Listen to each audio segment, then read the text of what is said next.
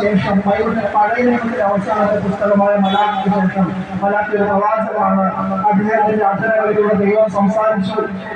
പിന്നീട് 400 വർഷത്തേക്ക് ദൈവം ഒരുതരം നിശബ്ദത പാലിക്കുകയാണ്.